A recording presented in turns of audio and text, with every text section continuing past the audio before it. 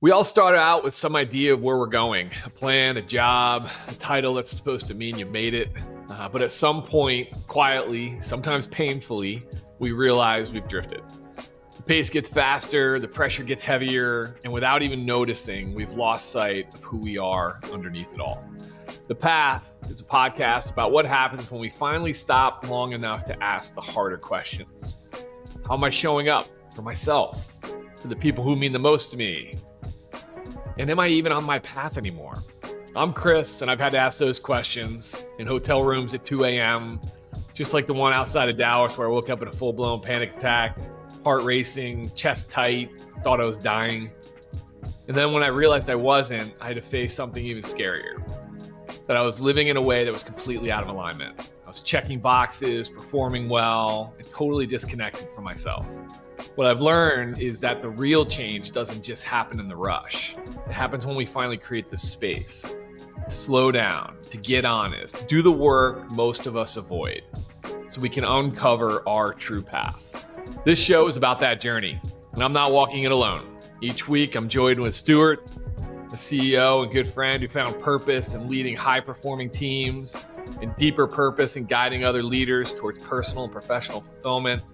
And Toby, my coach, a veteran executive coach who spent decades helping others find their way back to themselves. Together, the three of us, we're exploring what it really takes to lead with alignment, live with intention, and build lives that feel as good on the inside as they look on paper. This is The Path.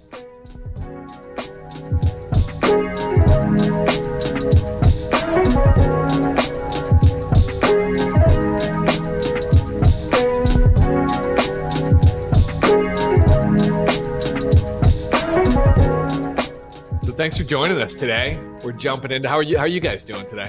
I'm doing good. Yeah. Hey, can I clarify in your opening? Toby was my coach too. He wasn't just your coach. Like the coach. Yeah, the coach. No, you say your coach. Like he's my coach too. Share it. I'm doing good. Our coach. The world coach. And you guys are my coaches. I'm needing a lot more coaching these days than I care to admit, I guess. It's good to see you guys. I'm glad we're back here. Yeah, you're at the beach, huh, Stu? I am. I haven't been down here in a while, and my daughter was here over the weekend, and I text her. I'm like, "Hey, how's the yard look? We haven't been there in a while." She's like, "It looks fine." I pulled up, literally the lowest part of the grass is at my knee. Like it's as if we are in the fields of Kansas here in Delaware. So my neighbors, I'm sure, are going to be super excited to see me when I go out and wave at them. But it tells you we should probably just hire somebody to cut it. It'd be smart. That might be what you should do. I think that's what's going to happen tomorrow. I think we're going to hire somebody tomorrow. Yeah, usually when you don't live in a place all the time, you usually get someone to kind of maintain it and take care of it. That's what kind of people do. Well, you know what's funny is, and I know you do this, so I know you can relate to this. It's a good reason to leave the main house is to, kind of come down here for projects. I just haven't come down for the projects. So that's on me. That's on me.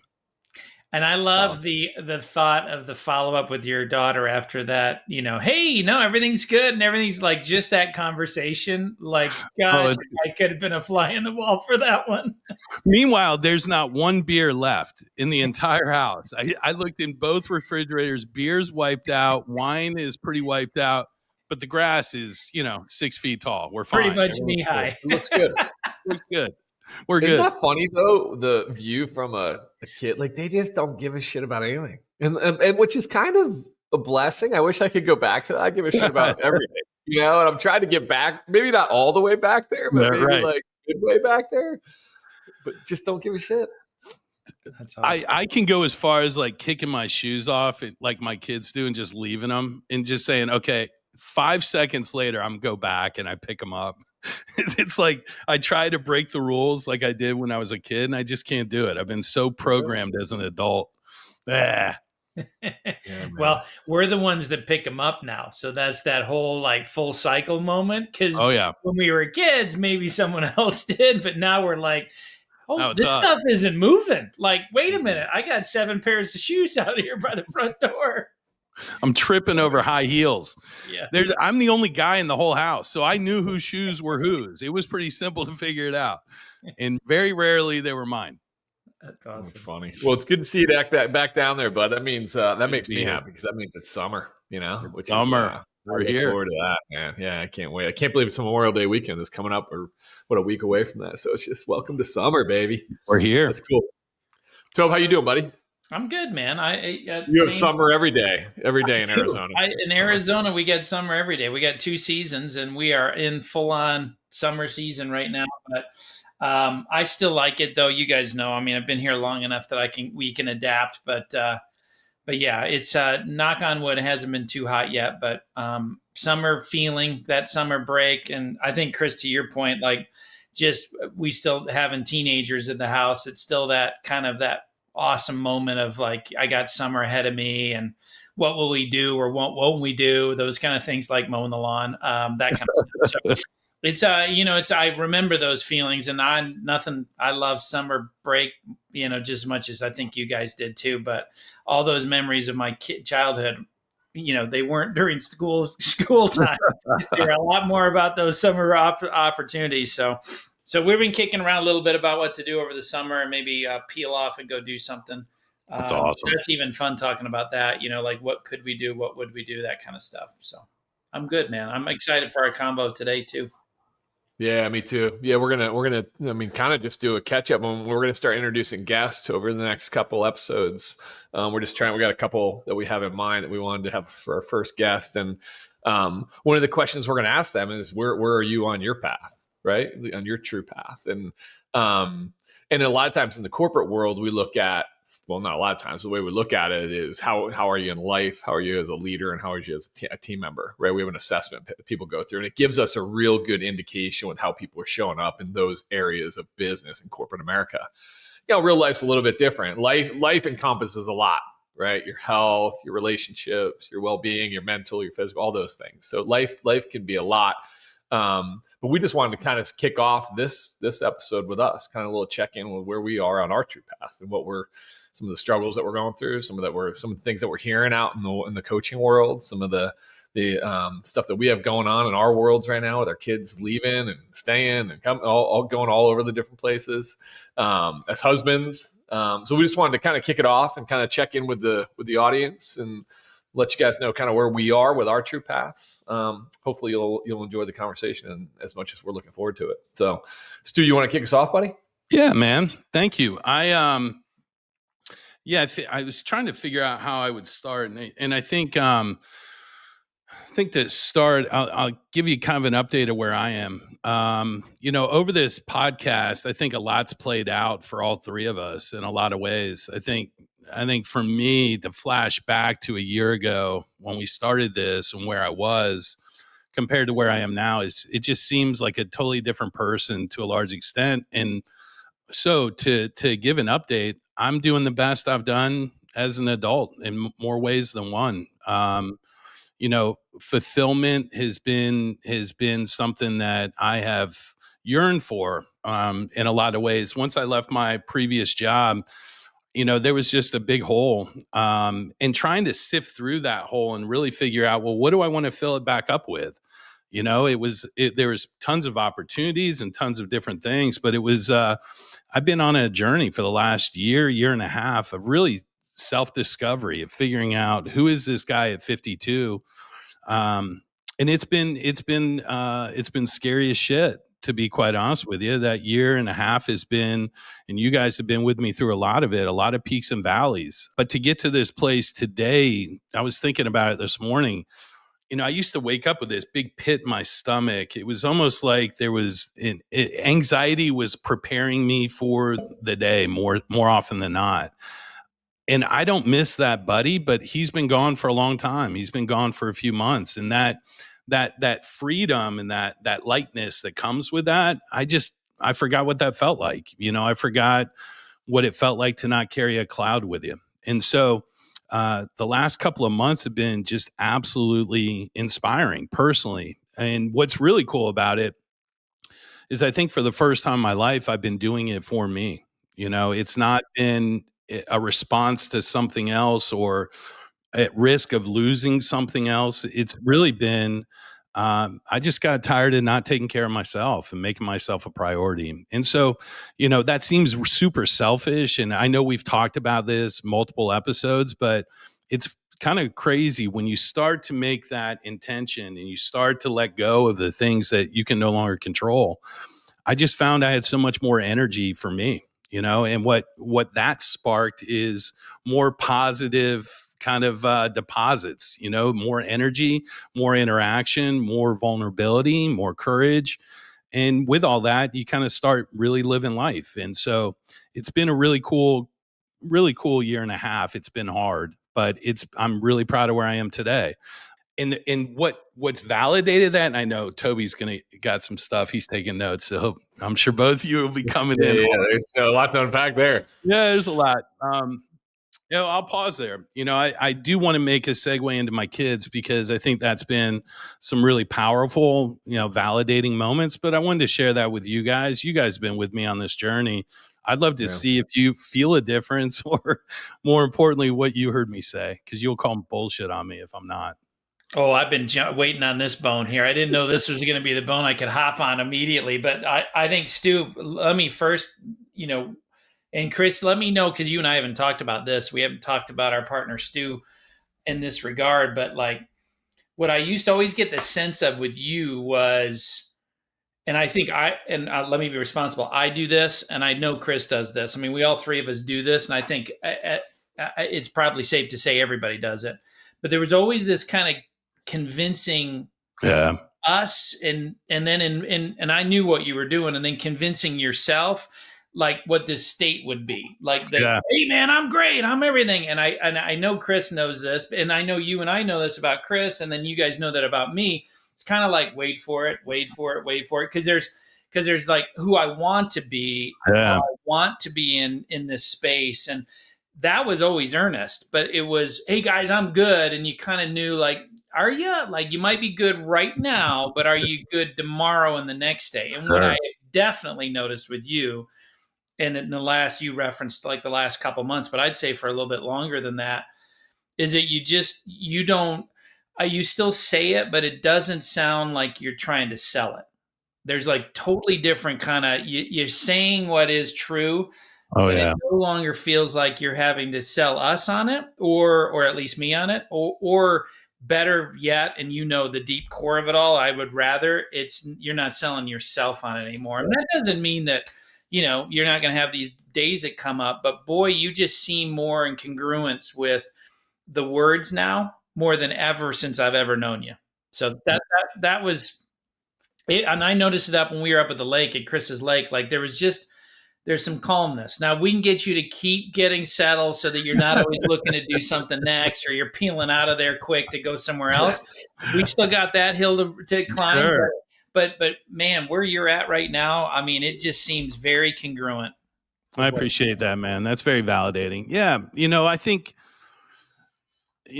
when you're going through that kind of a moment, or through change like that, the only safety I had was the imposter I could create. It was the imposter was the film that I could hide behind. And, and I had been doing that for a long time, let's say 10, 15 years, of being able to put on that mask and having that be your default, right? Everything's good, everything's rosy. And that, I think I just got tired of it. And to be honest with you, I was in a different environment where people truly knew me, and I truly felt very trusted and felt very safe in this environment. So it was a place to be authentic. I was able to be vulnerable with you and Chris. I was able to give Shelly who I really am right now. Right. It was like, I didn't need to put up these masks. And so, I think when I say I'm good, a lot of times I even chuckle to myself, because I'm like, man, are you? Are you? Because you're a good bullshitter. But truly right now, I wake up. It's not just on the calls. I love my job today. I love the team I'm on. I love the place I am in life. I love this phase of life. This is a really cool period of time when you kind of flip it a little bit. 52, I'm in a financially secure place. I've got a phenomenal marriage. I've got healthy children. I've got my parents.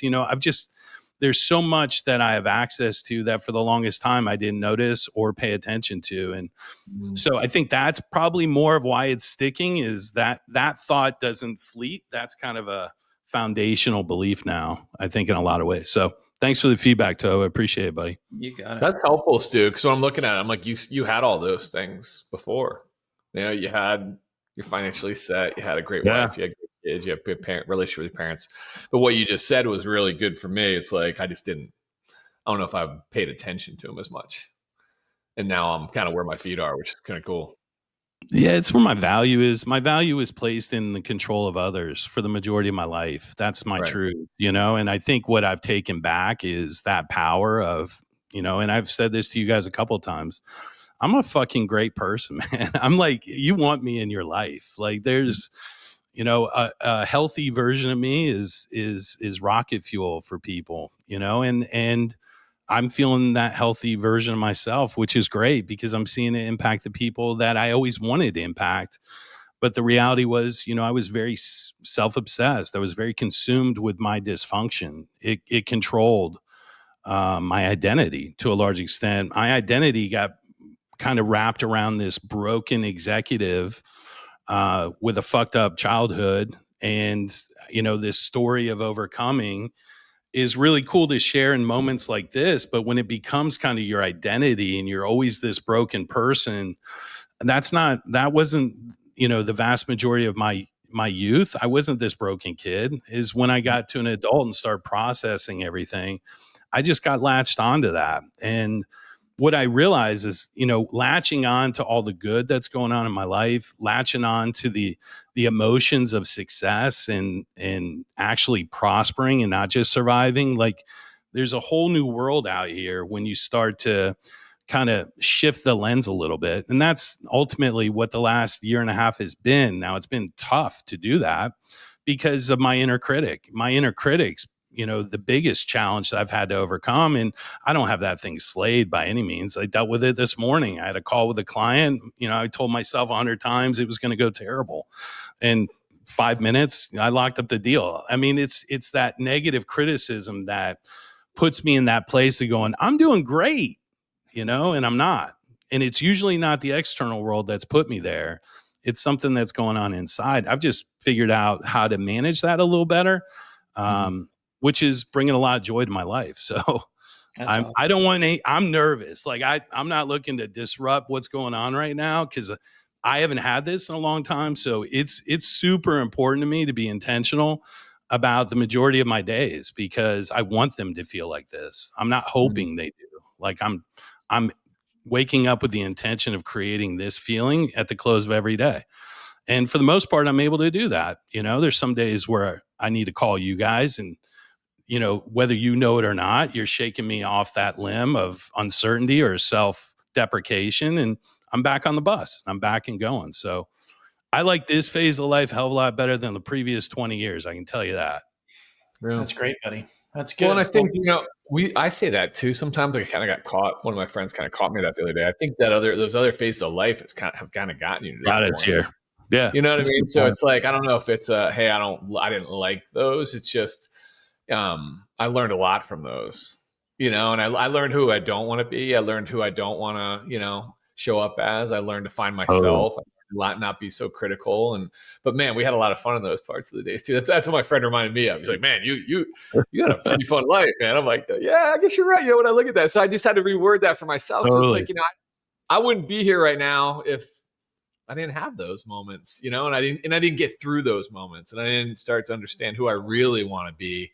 The crazy thing about it, though, Stu, when you said, "Hey, I'm a 50-year-old man. I feel the best I've ever felt," and I know you and me had this conversation. It's like, well, why did it take me so long? Yeah. And it's like the truth, and that's where that judgment comes in, right? But the truth of it is, and I'm not trying to compare us to most people, and Toby, you could probably help with this, but it's like a lot of people never get there. Like they're on the treadmill for forever. And then they wake up, they're 70 some years old. They're still, and it's like, what the heck, man? I don't have friends. I don't have love. I don't have a relationship with my kids. My wife if she's even, around me anymore, she didn't leave me yet, or husband or whatever. And it's like, I never really got there. So the fact that you have this next stage of your life, I love how you started talking about that. Like, and you're doing the work to ground yourself so that whatever happens, you'll be able to handle it and to enjoy it and to find fulfillment, or what do we call it back? To find our joy, like it's just cool to see you in the space, man, doing the work. I appreciate it, man. I think you nailed it. I mean, there's an inconsistency to this journey of life. Like, that's the one thing I know is certain, is that I'm going to have 20 more twists and turns on this path as it comes. What I think you said as well is the anchoring to know where home is, like to know what good feels like, is such a powerful tool. Like, once you feel this sense of connection to yourself, it's easy to get off that path. And I've been off this path in the last 4 months. I've been emotionally unregulated with Chris, with you, I'm sure with my family at times, but I remember what it felt like to not have those types of tensions, or to self-create some of those, right? And it's easier for me to get back to that guy, or get back to that way of thinking. But yeah, it's always a regulation of trying to please whatever that broken part is inside of me that keeps wanting attention in the most odd times. I could be having the best day ever, and that 8-year-old starts chirping that it needs some attention, or it needs some emotional validation or something like that. And and what's interesting is now I understand that's what's going on, and I can give it to myself. Like, it doesn't need to derail the entire family event or the weekend or what have you. It's just these small things, Chris, that I think are why I'm so inspired and so confident right now, is because I'm just seeing the field different.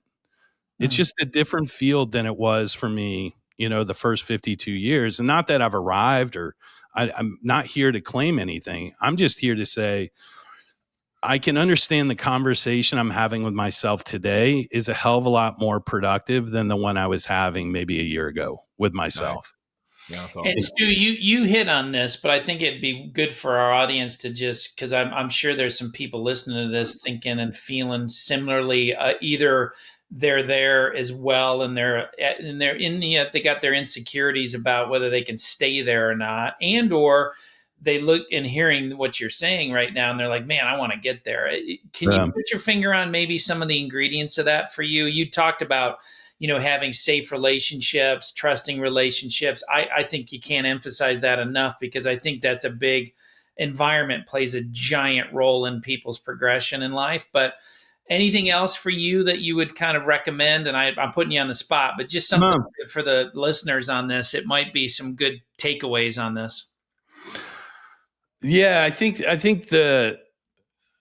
there's depths of conversations that we have with ourselves. And I think to a large extent, I thought I was operating at a pretty deep level of understanding and communication. What I think read, or an aha for me, was those conversations were less about curiosity and figuring out what the root was. And it was more about how to manage my behavior, or manage how I ultimately, how to police this emotion or authenticity. And so I think when I started having that deeper conversation about where the root of all of this is coming from, and what do I really need to feel fulfilled? I didn't know that answer. And so I would put it all over everybody else to figure it out.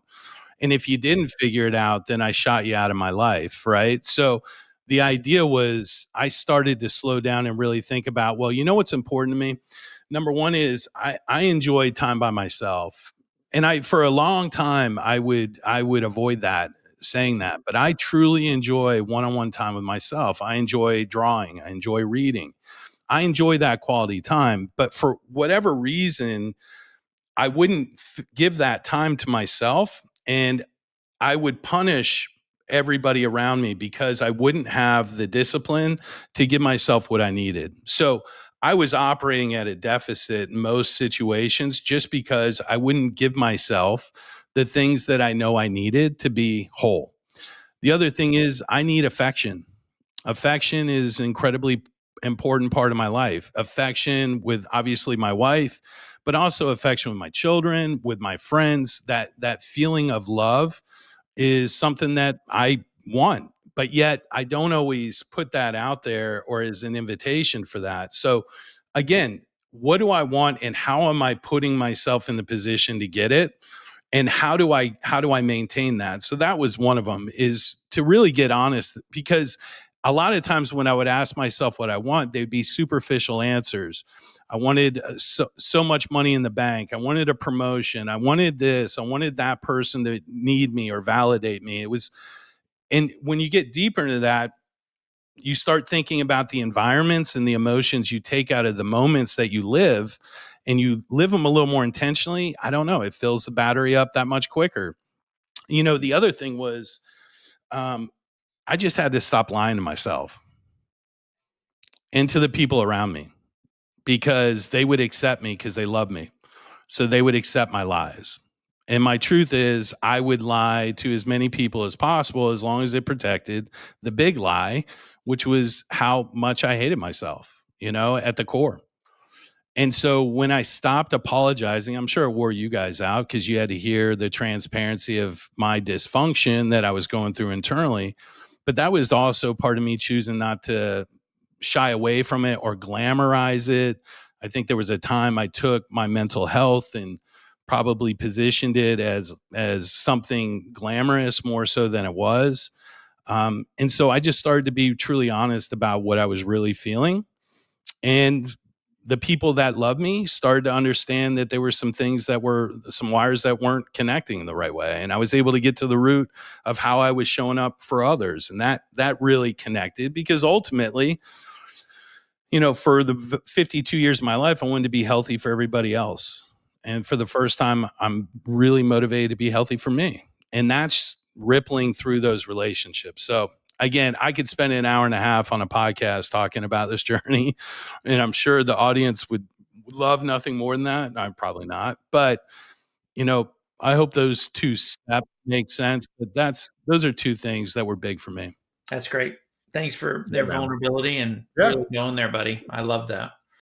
Yeah. Hey, I heard space, Tobe. Like you just, that's what I've seen Stu need is space.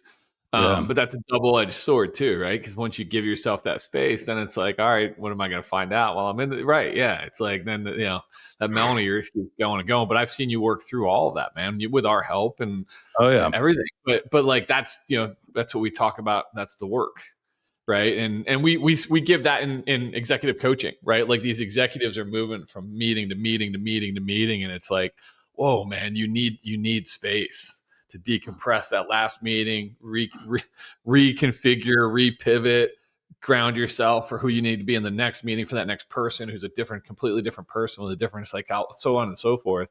But like then it goes deeper, which you're referencing, man, the self, the internal stuff. You still need that space to go inside and kind of figure out who you are and who you want to be. Ego's a motherfucker. That's it. I mean, to a large extent, the ego creates, that's the root of a lot of my dysfunction is that ego. And so, not that you ever slay it, but we've talked about this multiple times. It's about it not being checked. It can get you down a path you don't want to go. And I let mine go unchecked for a long time. So you're right. I see leaders all the time that have lost their way. And a lot of it has to do with this story that they've told themselves that feeds that ego, that keeps them behaving in a way that's not natural for themselves. And they get in this tug of war. So, yeah, couldn't agree with you more. That's great. It's easy to do. What about the girls? You mentioned the girls. Yeah, dude. So, again, keep the momentum going.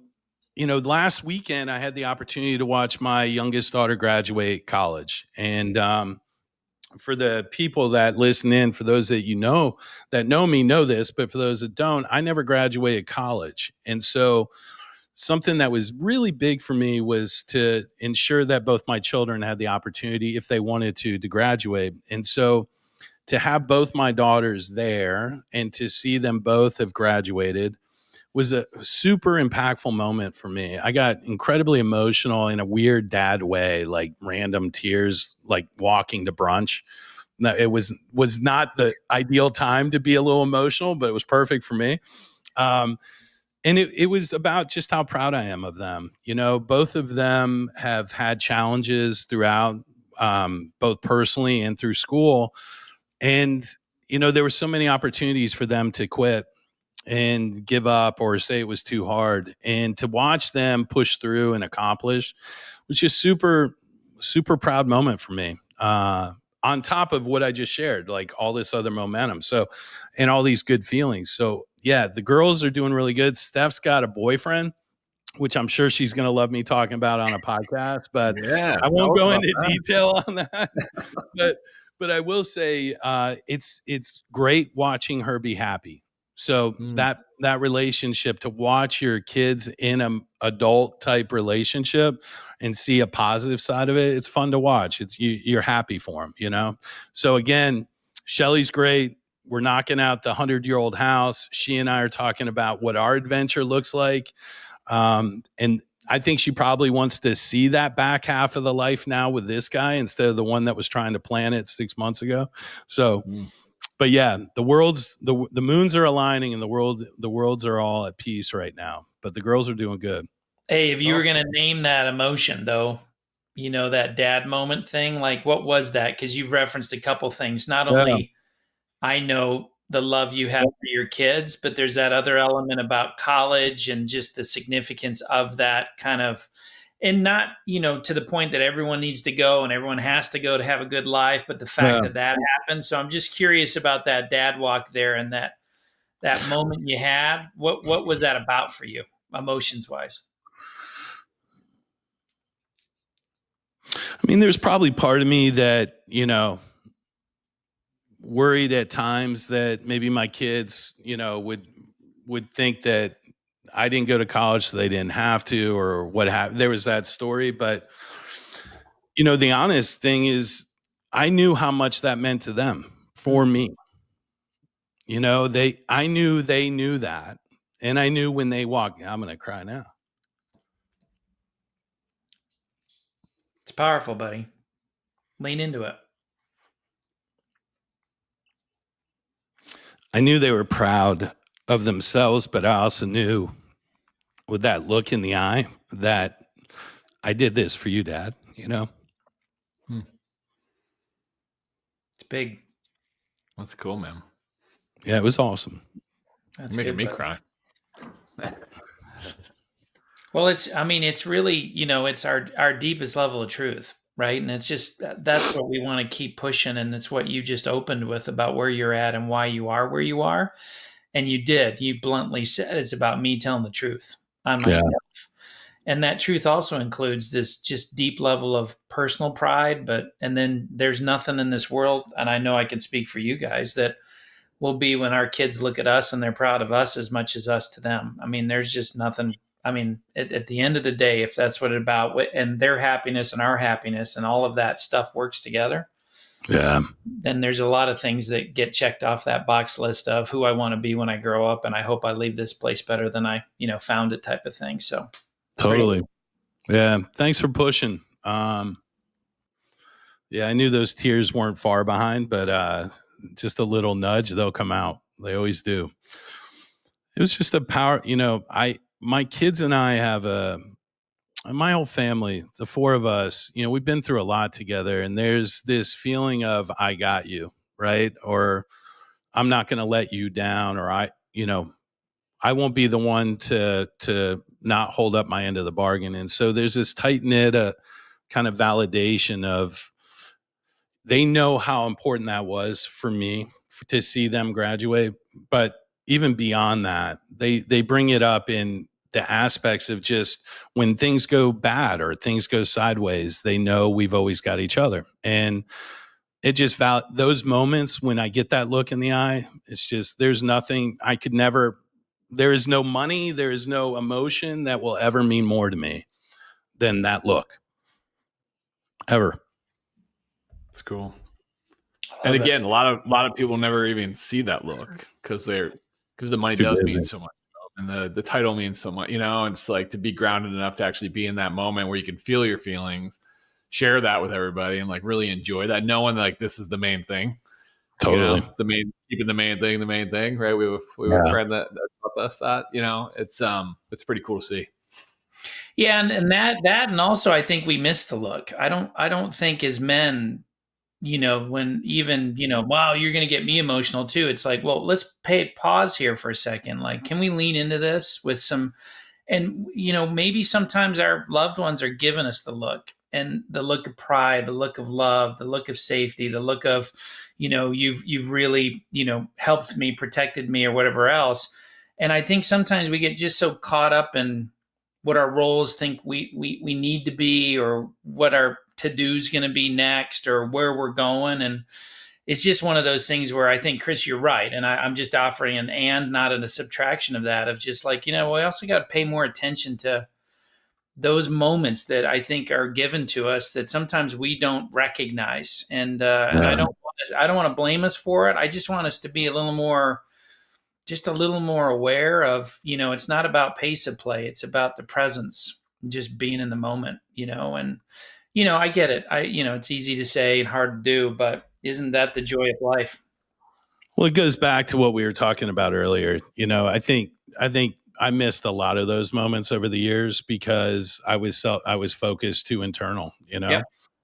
That was one of those moments, Chris, you and I always talk about being where your feet are. Like that was a moment I was truly present, like unconditionally present, so far outside of myself, because here's someone that I love, someone that I respect. I think there's a power there, or that moment of watching her come down. I wanted any sign I could get from her.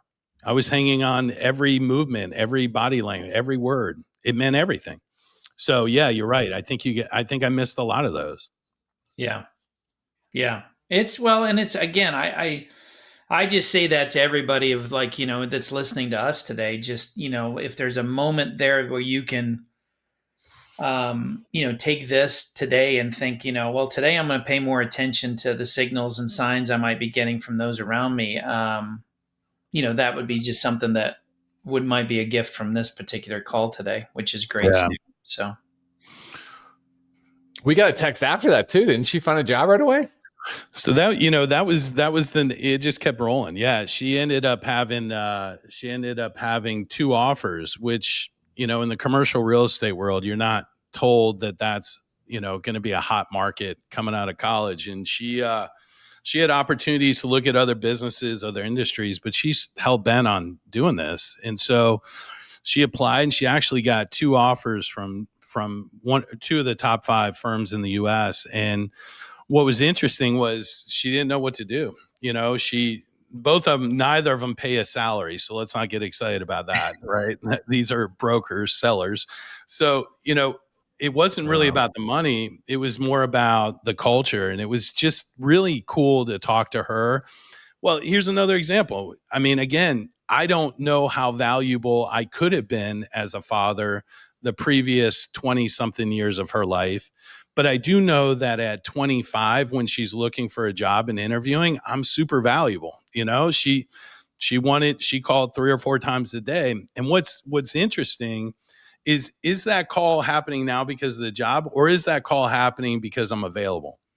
Right? Like I played the trick in my mind. Well, it's because of this phase in life.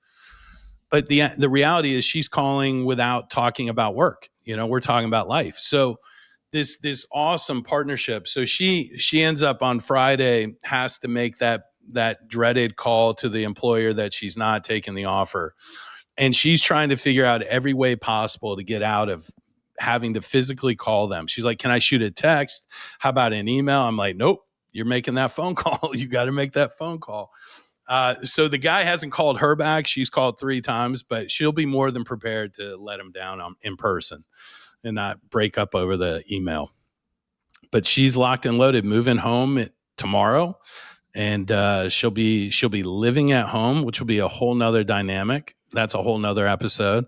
But she's back, man. And now, again, I've got my 2 girls within 5 miles of my house. To be able to be that close is special.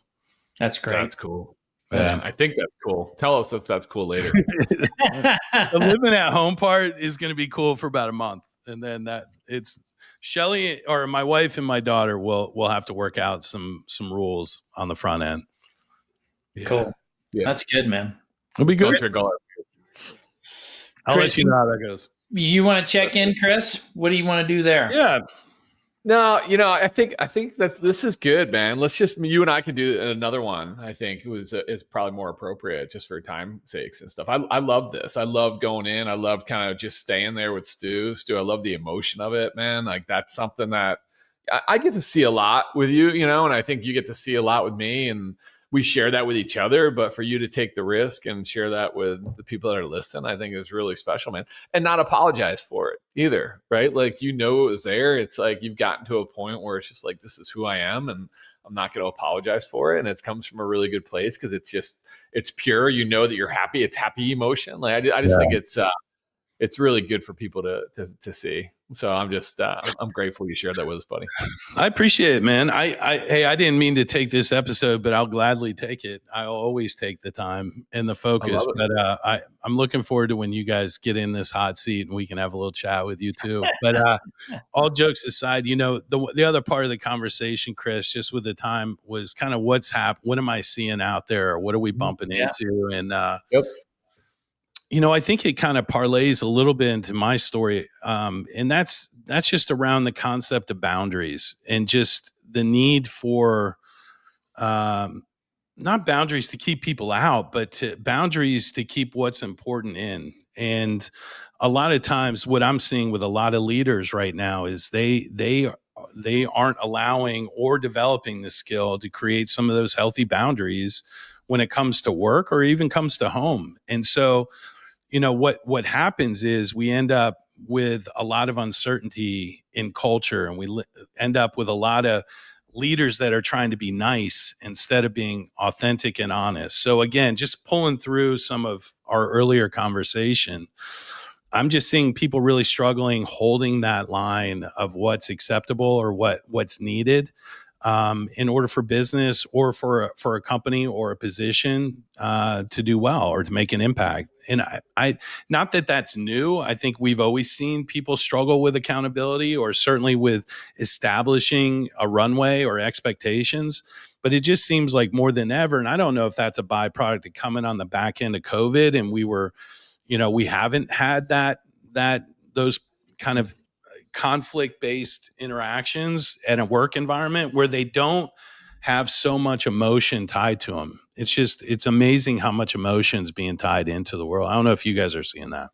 Well, it's and maybe Chris, you go on that topic. I just, what you said a little bit as you open this up about the concept of boundaries on that really struck me on what you said there about you were quick to say not keeping people out. And I think just a lot of people I've talked to recently, they'll uncomfortably giggle when I do bring up the idea and concept of boundaries, because they'll be like, "Oh shit, this is going to be a therapy session." And and it's interesting when we get past whatever that belief about what a boundary is, and even the word itself kind of sets up some sort of keeping one out, And then I love what you said there. It really isn't about that. It's not that at all. If anything, what it's about is really taking care of yourself and getting yourself in a position in which you're in an environment that is healthy for you, an environment that's motivational for you, an environment that's inspirational and like where you believe you could act and behave your very best, and not without challenge and push and direction.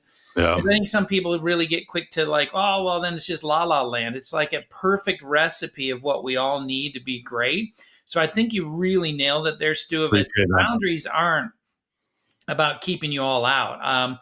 It's just about like, hey, if you want to play in this space with me, I used to always use the metaphor of like a fence around a house, of like, you're setting up a boundary by way of a fence, but it doesn't need to be one that you can't see through. And it's not a fence that maybe doesn't seem welcoming to people. But the rules, though, is that once you step inside of that fenced area, I do expect and ask that you behave a certain way. And it gets down to that notion of we got to teach people how to treat us.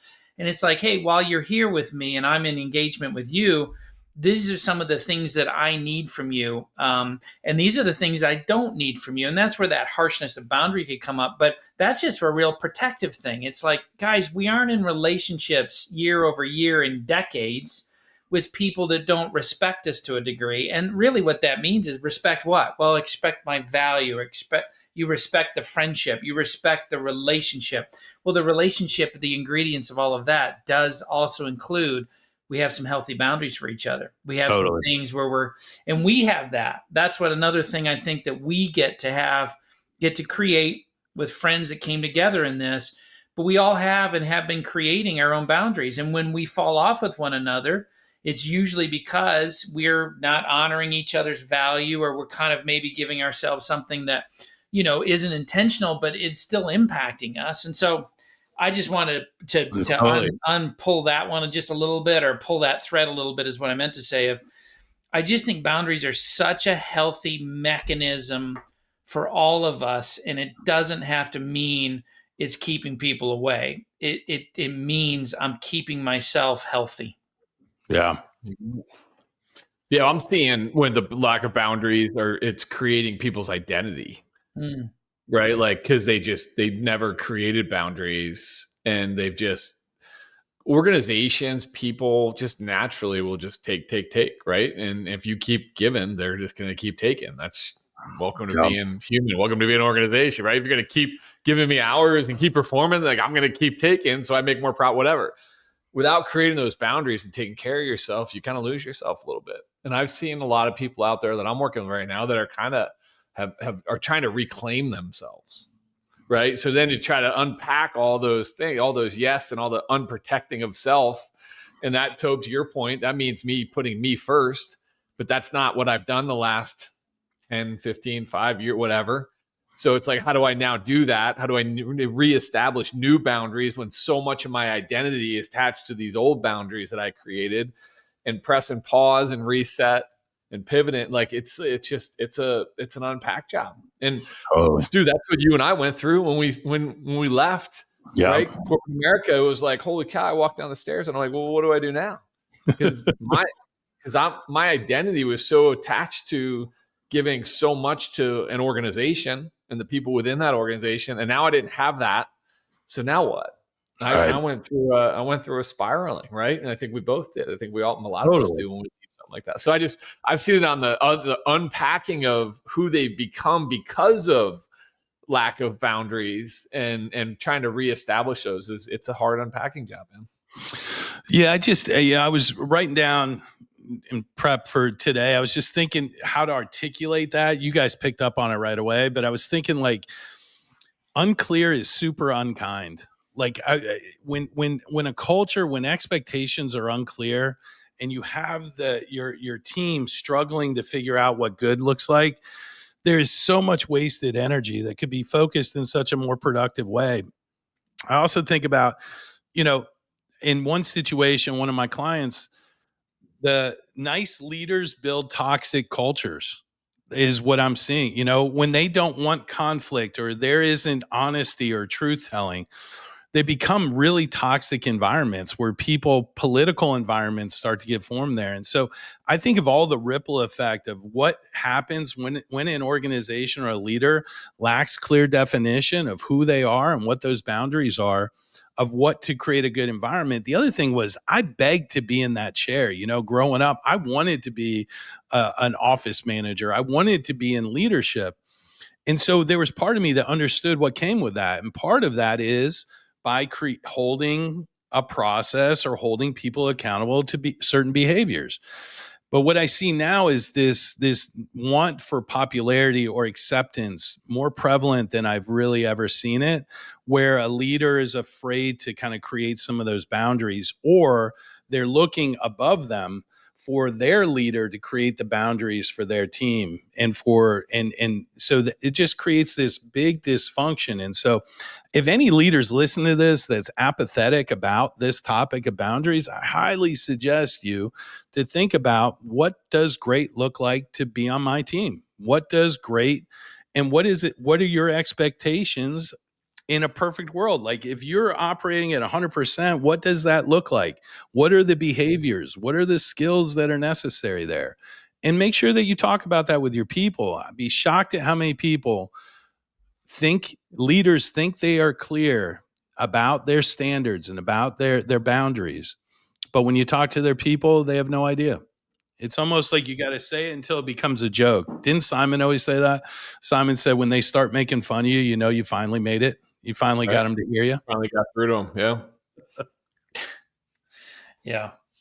Yeah, it's interesting. I think, Chris, I was just going to say something about just kind of the overall topic of today. Like I'm just struck with the check-in, right? Like, and you guys know, I started to do this through the COVID years of, the virtual. All of a sudden, we were meeting virtually, and I would talk to leadership. And Stu, you'd be one of those that, hey, what are you going to do, and how are you? What are we doing here on this phone call, or what are you doing with this team? And so I love the idea that we just checking in with each other today, and Stu so happens to be the one we're checking in with. But like, I just want to emphasize the power of just leaning in.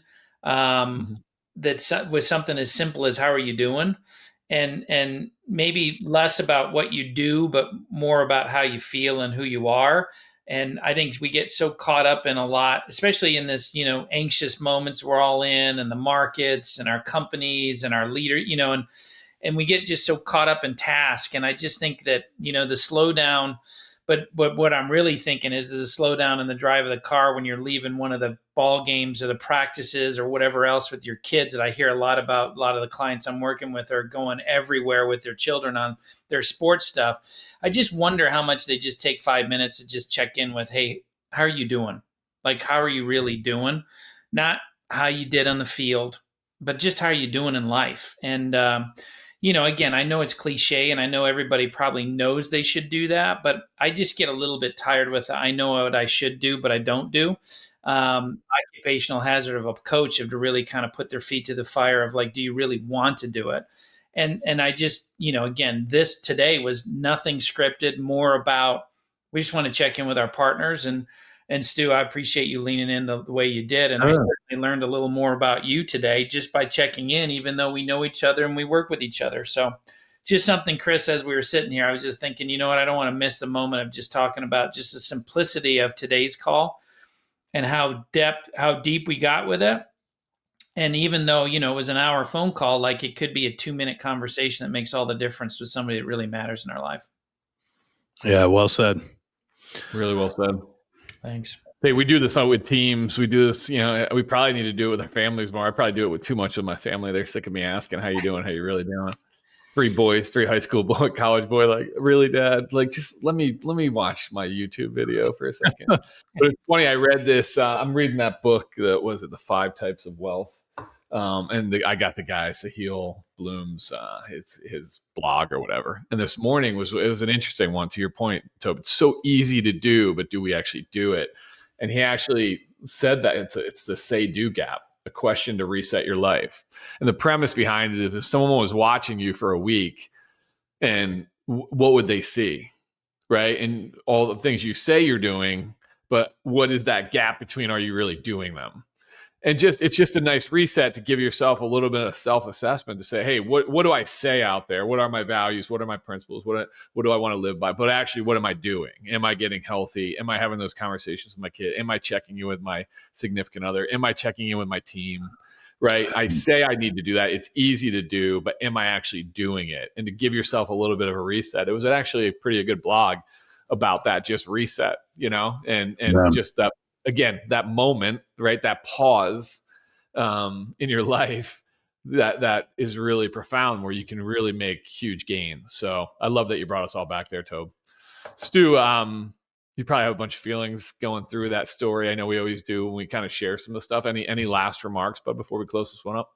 I feel super blessed. No, I'm in the right state for these conversations. I think, a couple of months ago, I was super sensitive, to deep conversation, or even just lighthearted jokes. Everything felt super serious. And, I think getting reconnected to purpose is a really powerful thing. And my purpose, and the reason why I love TruePath and I love working with you guys and working with our clients, is I have no problem sharing my journey because this is the work that I want to help others do, right? And this is I felt so alone for so long trying to figure out myself, and it doesn't need to be that way. And so if we can share our truth on here and that, connects one or two people, then this is exactly why we started this company and why we started this business. So I feel honored when I get time to come on here and share anything. If anybody takes a small piece of it, that's a good thing. Even the dysfunctional shit that we talk about. The reality is we never said we were experts. We just said that we were willing to be vulnerable and share what it's like to be human, and that was my story of being human today. Sharing your path, brother. I love it. Good well stuff, done, man. Love it. Yeah, really good. All right. Well, hey, I appreciate you guys. And remember, the truth is your path doesn't always mean leaving everything behind. Sometimes it means waking up to the life you're already living, like Stu's finding out, doing the work to realign, to lead with more clarity, to show up with more intention, and to remember why it mattered in the first place. The path isn't about chasing something new. It's about coming back to what's true.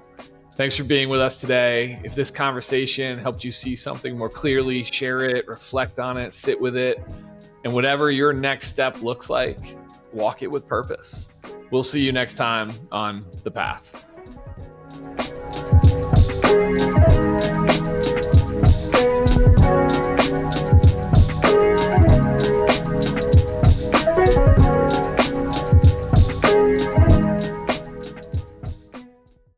Leadership doesn't have to cost you your health, your relationships, or your sense of purpose.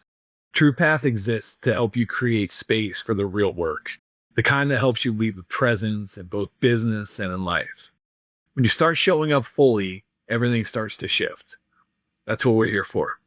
If this conversation gave you pause or sparked a deeper question about how you're leading, don't ignore that. Reach out. This is the work we do, and we'd be honored to support your journey.